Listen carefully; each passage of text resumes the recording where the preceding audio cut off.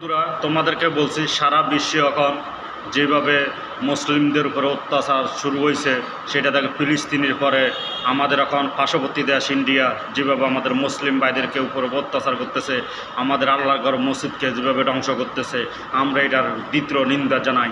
কারণ আমরা মুসলিম, আল্লাহ তাআলা আমাদেরকে দিয়ে কী পরীক্ষা না করতেছে, সেই পরীক্ষার ফলাফল আমরা কোথায় পাবো সেটা আমরা জানি না।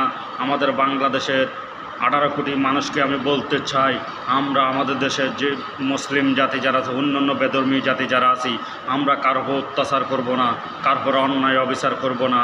আমরা মিলেমিশে আমাদের দেশে আমরা কাঁধে কাঁধ মিলি, আমরা মুসলিম ভাই, আমরা হিন্দু ভাই, হিন্দু খ্রিস্টান বৌদ্ধ সবাই একে কাঁধে কাঁধ মিলে আমরা দেশে আমরা সুস্থ শান্তি ফিরিয়ে আনবো। সবাই এক সুরে এক কণ্ঠস্বর সুরে ইন্ডিয়াকে জানাবো, প্রতিবাদ জানাবো, যখন আমাদের মুসলিম ভাই জাতির উপরে যেন আরও অন্যায় অবিচার যেন না হয়। ইনশাআল্লাহ একদিন না একদিন আমরা যখন সারা বিশ্ব যখন মুসলিম জাতি ইসলাম কায়েম হবে, যখন ইসলাম শাসন করা হবে, আমরা তখন ছাবো না কে হিন্দু, কে বৌদ্ধ, কে খ্রিস্টান, কে অন্য অন্য ধর্মীয় ভাই, আমরা সেটা ছাবো না। আমরা ছাবো আমরা ভাই, আমরাই জাতি, আমরাই সবাই ভাই ভাই। ইনশাআল্লাহ মিলেমিশে আমরা সকলে ইনশাআল্লাহ দেশ শাসন করব। এটাই আমাদের সময় চলে আসতেছে। সামনে কয়েক বছর পরে 2030 সালের আগে দেখবেন ইনশাআল্লাহ আমরা যেভাবে সারা বিশ্বে কাঁপে উঠছে মুসলিম জাতি, একদিন না একদিন ইনশাআল্লাহ দেশ শাসন করবে। আপনারা দেখেন আমার ইন্ডিয়ার ভাইদেরকে যেভাবে গাড়ির থেকে নেমে আমার বোনদেরকে যেভাবে অন্যায় অফিসার ইন্ডিয়ার করতেছে।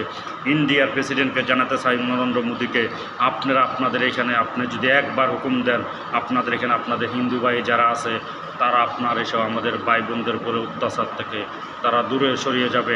কারণ আপনি যদি একটা মুসলিম ভাইয়ের ভোট হলে আপনি পেয়েছেন, তাহলে আপনি দেশের রাষ্ট্রীয় প্রধান হয়ে এখানে আমাদের মুসলিম জাতির উপরে অন্যায় অবিচার করছেন। আমরা এটা দ্বিতীয় নিন্দা জানাই। কারণ আমরা চাই সকলে মিলেমিশে চলতে। আমার ভাই বেড়াদার যারা আছে, আমরা আপনি দেখেন আমাদের পার্শ্ববর্তী দেশ বাংলাদেশ থাকা দেখেন, আমাদের বাংলাদেশে কোনো হিন্দু ভাই বলতে পারবো না, কোনো বেধর্মী বলতে পারবো না তাদের উপর অন্যায় অবিচার করছি। আমরা সবাই বুকে বুক মিলিয়ে আমরা দেশে আছি ইনশাল্লাহ, আমরা ভবিষ্যতে থাকবো।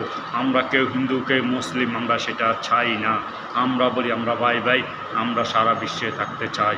কারণ ইনশাল্লাহ দেখেন ফিলিস্তিনি রক্ত দিয়ে খেলা হচ্ছে, তারপরে দেওয়ালে দেওয়ালে লেখা হচ্ছে আমরাই ফিলিস্তিনি, আমরাই আল্লাহর বান্দা, আল্লাহর সৈনিক। আল্লাহ এটা আমাদেরকে পরীক্ষা করতেছে, একদিন আমরা সফলতা হব।